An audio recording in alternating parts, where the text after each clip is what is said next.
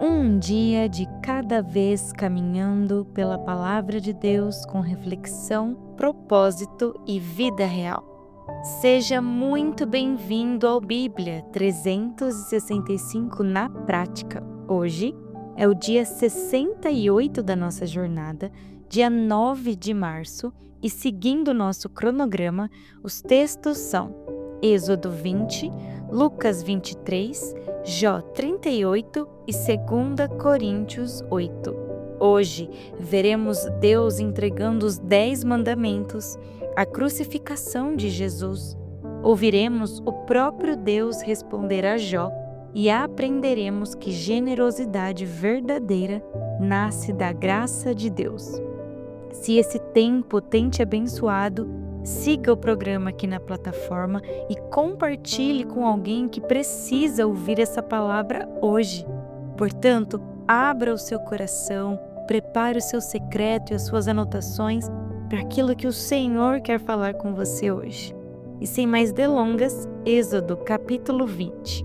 Aqui chegamos a um dos textos mais importantes de toda a Bíblia.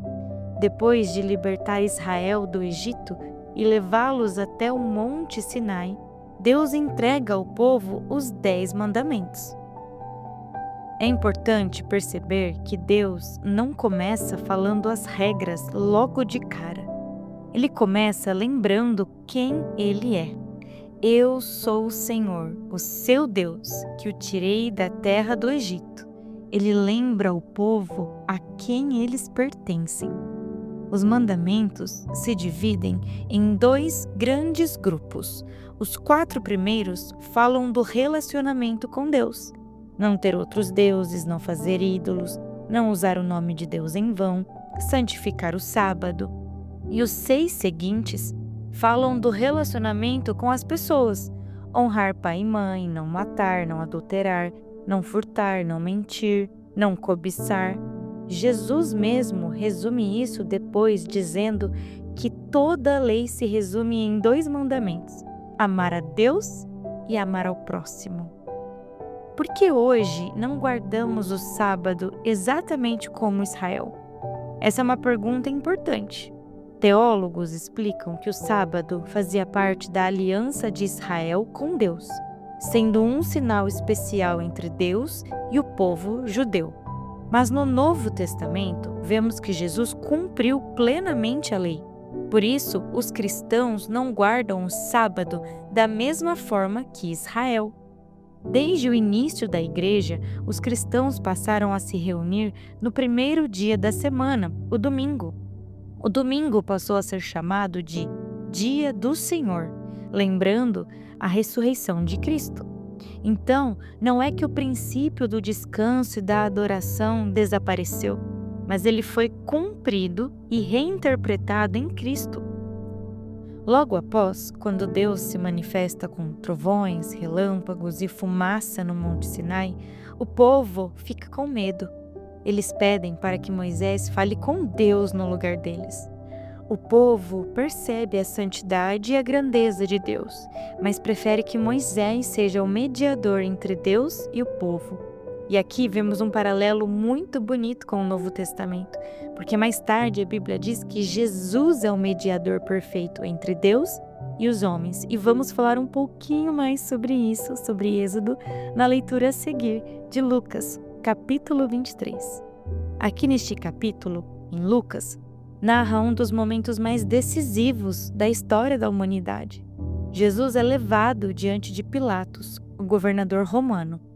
Os líderes religiosos acusam Jesus de várias coisas, mas Pilatos declara várias vezes que não encontra crime nele. Mesmo assim, pressionado pela multidão, ele acaba cedendo. Lucas é o único evangelho que conta que Pilatos enviou Jesus para Herodes. Herodes queria ver Jesus fazer um milagre, mas Jesus permanece em silêncio, cumprindo o que Isaías havia profetizado, que como um cordeiro mudo, ele estaria diante dos seus tosqueadores. E algo curioso acontece aqui. Herodes e Pilatos, que antes eram inimigos, acabam se reconciliando naquele dia. Ao ser enviado de volta para Pilatos, a multidão escolhe libertar Barrabás, um criminoso, e pede que Jesus seja crucificado. Aqui vemos uma imagem poderosa do Evangelho. Um culpado é solto e um inocente é condenado. É exatamente isso que Cristo fez por toda a humanidade. Mesmo sendo crucificado, Jesus faz uma oração cheia de compaixão. Pai, perdoa-lhes, porque não sabem o que fazem. Mesmo diante da cruz, Jesus usa de uma misericórdia tão grande para nós, a humanidade. Lucas é o único evangelho que registra também o diálogo entre Jesus e o ladrão arrependido. Esse homem reconhece sua culpa e reconhece que Jesus é inocente e recebe salvação no último momento de sua vida. Quando Jesus morre, algo simbólico acontece. O véu do templo se rasga. Esse véu separava o lugar mais santo do templo. O rasgar do véu simboliza que, através de Cristo, o acesso a Deus agora está aberto. Podemos entrar ousadamente. E o que Lucas 23 se conecta com o Êxodo que acabamos de ler? É impressionante perceber algo quando lemos esses capítulos no mesmo dia. Em Êxodo 20, Deus entrega os 10 mandamentos no Monte Sinai, revelando seu caráter e o padrão de vida que o ser humano deveria viver. Mas em Lucas 23 vemos algo profundo. O próprio autor da lei está sendo crucificado. Jesus é o único que cumpriu perfeitamente todos os mandamentos e mesmo assim é condenado. A lei mostra o pecado humano, mas na cruz Jesus oferece perdão para o pecador. No Sinai, o povo teve medo e se afastou da presença de Deus, deixando Moisés como mediador. Mas na cruz, algo acontece. O véu do templo se rasga, mostrando que agora, por meio de Cristo, o caminho para Deus foi aberto. Em outras palavras, no Sinai, Deus revelou sua lei. Na cruz, Deus revelou sua graça. E partindo para Jó, capítulo 38, depois de longos discursos de Jó e de seus amigos, finalmente chega a parte que estávamos esperando. O próprio Deus fala. E ele segue até o último capítulo deste livro. Ele fala dentro de um redemoinho. Mas Deus não começa respondendo diretamente às perguntas de Jó. Em vez disso, Deus faz uma série de perguntas ao longo deste capítulo. Com elas, Deus mostra a limitação humana. Deus pergunta: onde você estava quando eu criei a terra?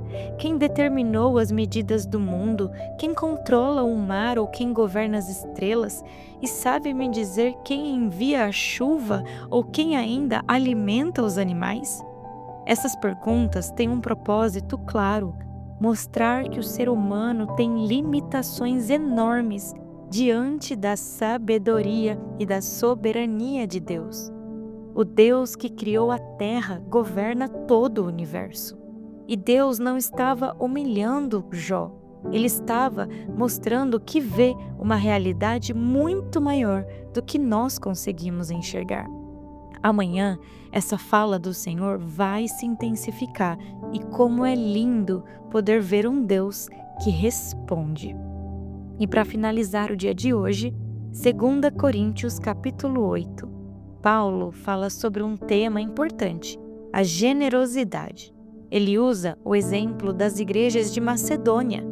Essas igrejas eram pobres, mas mesmo assim contribuíram com grande generosidade para ajudar cristãos necessitados. E fizeram isso voluntariamente. Paulo, então, aponta para o maior exemplo de generosidade que foi Jesus. Ele diz: Jesus, sendo rico, se fez pobre por amor de vocês. Isso fala de sua encarnação. Cristo deixou sua glória para vir ao mundo e salvar a humanidade. A generosidade cristã nasce exatamente desse exemplo. Paulo explica que a oferta aceita por Deus não depende da quantidade, e sim da disposição do coração. Ele diz: a oferta será aceita conforme o que a pessoa tem. Ou seja, Deus não espera que alguém dê o que não possui. Ele olha para a boa vontade e sinceridade. No final do capítulo, Paulo fala da missão de Tito e de outros irmãos. Eles estavam ajudando a administrar essas ofertas. Paulo faz questão de deixar tudo transparente. Ele diz que quer fazer o que é correto diante de Deus e diante das pessoas, com integridade e transparência. Para hoje, lembre-se: Deus é santo, justo e soberano, mas também é cheio de graça e misericórdia para aqueles que se voltam a Ele. Querido Deus, obrigada, Pai, pela Tua palavra, pelo dia de hoje, por tantos ensinamentos. Obrigada, Deus, porque o Senhor derramou sobre nós a Tua vontade, o Teu querer. Obrigada porque hoje, assim como Moisés entrou em Tua presença, hoje nós podemos entrar ousadamente, Deus, no centro do Teu querer, aonde o Senhor está, sentir a Tua presença, sermos envolvidos pela Tua glória. Querido Deus, transforme o nosso coração conforme o coração de Cristo. Nos ensine a viver com amor, generosidade e reverência diante de Ti. Em nome de Jesus, amém e amém. Que Deus te acompanhe hoje. Viva essa palavra na prática. Amanhã seguimos juntos no dia 69 da nossa leitura.